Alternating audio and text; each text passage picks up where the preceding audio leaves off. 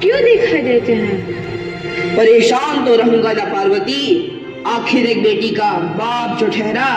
पार्वती, अब उसके हाथ पीले करने का समय आ गया है। पर हमारी आनंदी तो अभी सिर्फ 9 साल की है। अभी तो उसके पढ़ने, लिखने और खेलने कूदने के दिन हैं। देख पार्वती, लड़कियां पराया धन होती है और जितना जल्दी इन्हें घर से विदा कर दे उतना अच्छा है। कल से आनंदी की पढ़ाई लिखाई बंद। पर बापू, इसमें मेरी क्या गलती है? आप मुझे पढ़ाई करने क्यों नहीं देते? तेरी गलती है कि तू एक लड़की है। लड़का होती तो क्या बापू? लड़का होती तो क्या? ए लड़की, ज्यादा जबान ना चला, नहीं तो जबान हलक से खींचकर बाहर निकाल दूंगा। बापू, मैं पढ़ लिख कर कुछ बनना चाहती हूँ। मेरी पढ़ाई ना रोको बापू। आनंदी, तुझे पढ़ना है तो पढ़, लेकिन सारी उम्र बाप की छाती पर ये बोझ बनकर ना बैठ। पर बापू, अभी तो मेरी उम्र पढ़ाई लिखाई की है। मुझे पढ़ लिख कर डॉक्टर बनना है। पढ़ाई पढ़ाई पढ़ाई, आज तो तेरी किताबों का काम तमाम करके ही छोड़ूंगा। ये ले। नहीं बापू, मत फाड़ो बापू। छोरी। नहीं बापू, नहीं। बापू, ये तुमने क्या किया? तुमने मेरी इन किताबों को ही नहीं फाड़ा बापू, मेरी किस्मत फाड़ दी, मेरी किस्मत। ये कापी किताबें ना सिर्फ छोरों के हाथ में अच्छी लगती है, लड़कियों के हाथ में तो सिर्फ मेहंदी अच्छी लगती है, मेहंदी। पर बापू, मैं लड़की हूँ तो क्या हुआ? लड़का और लड़की तो हमारी दोनों आंखों के समान होते हैं। चुप कर आनंदी, और यह एहसान मान कि अब तक जिंदा है तू। कहीं बचपन में गला दबाकर मार दिया होता तो यह तेरी बकबक नहीं सुननी पड़ती आज। पर बापू, मुझे चूल्हा जलाना अच्छा ना लगे है। देख छोरी, जितना जल्दी हो तू चूल्हा जलाना सीख ले, उतना ही अच्छा है तेरे लिए। और हाँ, तेरा ब्याह तो होगा, वो भी कल के कल। अपना जीवन है तुम्हारी यही कहानी। आंचल में है दूध और आंखों में है पानी। मुझे माफ कर दे बेटी, तेरे बापू के जिद के आगे मेरी एक न चलेगी। माफ कर दे बेटी, मुझे माफ कर दे। इस प्रकार मात्र 9 वर्ष की छोटी उम्र में आनंदी का विवाह गोपाल राव जोशी से हो गया। बाल विवाह एक सामाजिक कुरीति है और इस कुप्रथा का शिकार होना पड़ा आनंदी को। 5 वर्ष बाद आनंदी 14 साल की हो गई है। उसके घर एक शिशु ने जन्म लिया है। देखते हैं आगे क्या होगा। देखिए ना, इसे क्या हो गया है? इसका माथा तो अंगार की तरह तप रहा है। इसे तो बहुत तेज बुखार है। आप भी ना कुछ भी बोलते हैं। दीजिए मुझे। माधव, जल्दी से वैद्य जी को बुला के लाओ। जी, अभी बुला के लाता हूँ। ये तुम क्या कर रही हो आनंदी? भगवान की विभूति लगा रही हूँ। बस करो आनंदी, ये सब अंधविश्वास है। अरे आप यकीन तो कीजिए, भगवान की कृपा से इसका माथा ठंडा हो रहा है और बुखार भी उतर गया है ना बाबू? देखिए। दीजिए मुझे। उठो बाबू, आंखें खोलो, तुम्हें तुम्हारी माँ बुला रही है।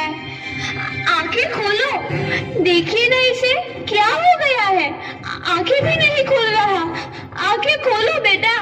आप चुप क्यों है? आंखें खोलो बेटा, आंखें खोलो।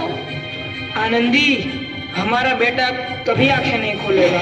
नहीं, ऐसा नहीं हो सकता। मेरे बेटे को मुझसे कोई नहीं छीन सकता, कोई नहीं छीन सकता। पागल मत बनो आनंदी। माधव,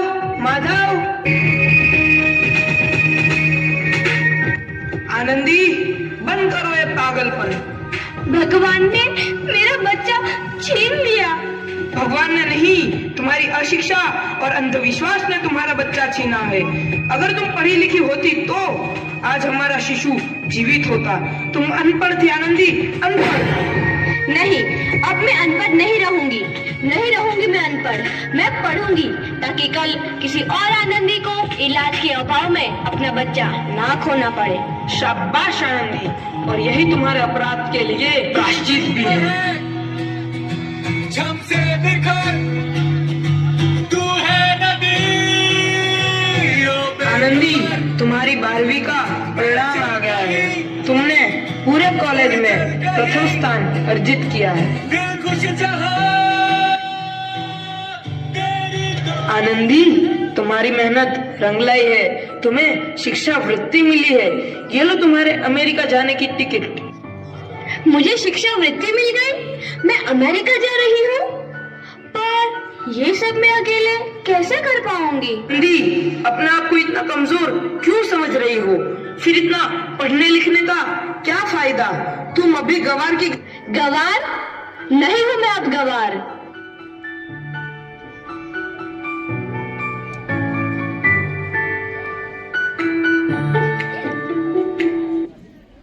तो इस प्रकार 7 अप्रैल 1883 को आनंदी अमेरिका के पेंसिल्वेनिया के लिए रवाना हुई और 3 साल बाद उन्होंने डॉक्टर ऑफ मेडिसिन की उपाधि प्राप्त कर ली। इधर आनंदी के पिता की तबीयत बहुत खराब है। आगे क्या होता है देखते हैं। लगता है अब मेरे जाने का समय आ चुका है। अब मैं नहीं बचूंगा। ऐसा मत बोलो। शहर के सिटी हॉस्पिटल में अमेरिका से डिग्री लेकर कोई बड़ा डॉक्टर आया है। एक बार वहाँ चलकर दिखा लेते हैं। हाँ, सही बोला भैया। कम से कम दिल को तसल्ली तो मिल जाएगी। हाँ हाँ, चलो चलो जल्दी हॉस्पिटल चलते हैं।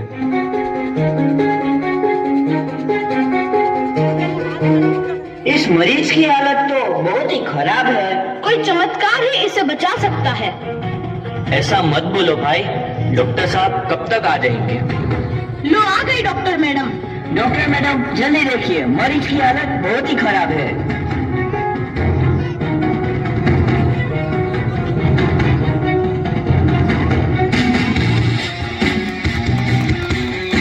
अब आप बिल्कुल ठीक हैं। मौत के मुंह से आपको बचाया है डॉक्टर मैडम ने। डॉक्टर साहब ने मुझे बचा लिया। मुझे मिलना है डॉक्टर साहब से। डॉक्टर साहब नहीं, डॉक्टर मैडम बोलो। डॉक्टर मैडम, उन्होंने ही तुम्हें जीवन दान दिया है। लो आ गई डॉक्टर मैडम, मिल लो उनसे। डॉक्टर मैडम, आपका बहुत बहुत धन्यवाद। आपने मेरी जान बचाई। इसके बदले में मैं गरीब भला आपको क्या दे सकता हूँ? वचन चाहिए मुझे कि कभी ये नहीं कहोगे कि लड़कियां कुछ नहीं कर सकती। वचन? ये कैसा वचन? अरे श्यामलाल, तुमने पहचाना नहीं? तुम्हारी बेटी आनंदी। आनंदी? मेरी बेटी आनंदी? डॉक्टर? हाँ बापू, वही आनंदी जिसके लिए बचपन में तूने चूल्हा और दुल्हा के अलावा कुछ नहीं सोचा था। आनंदी, आनंदी मेरी बेटी, मुझे माफ कर दे। मैं तेरा गुनहगार हूँ बेटी। नहीं नहीं बापू, वही आनंदी जिसके हाथ पीले करके तुम उसकी सारी जिंदगी काला कर देना चाहते थे। माफ कर दे मुझे मेरी बच्ची, माफ कर दे। मैं तेरा अपराधी हूँ मेरी बच्ची, माफ कर दे। नहीं बापू, मैंने तो तेरा एहसान चुकाया है। याद है ना अपना एहसान जो बचपन में तुमने मुझ पर किया था? ताने सुना सुना कर जीते जी मार डाला था मुझको। अब बोल, और किस किस को मारेगा? आनंदी बेटी, मुझे माफ कर दे मेरी बच्ची। मैं तेरा गुनहगार हूँ। बापू, आपने ही तो बोला था किताबें सिर्फ बेटों के हाथ में अच्छी लगती है, बेटियों के हाथ में तो सिर्फ मेहंदी। बेटों और बेटियों में फर्क करना तो आंखों में फर्क करने समान है। एक का पढ़ना और दूसरे का ना पढ़ना सामाजिक अंधकार है बापू, सामाजिक अंधकार। उपकार मांगता हूँ मैं तुझ जैसी बेटी का, जिसने सारी उम्र मुझसे कुछ ना मांगा। मांगा तो सिर्फ बराबरी का दर्जा।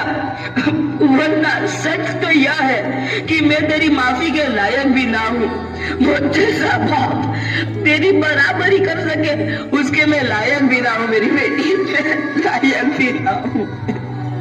अपने बापू को क्या माफ नहीं करोगी आनंदी? माफ कर दो आनंदी, माफ कर दो। सुबह का भूला यदि शाम को घर लौट आए तो उसे भूला नहीं कहते। बापू।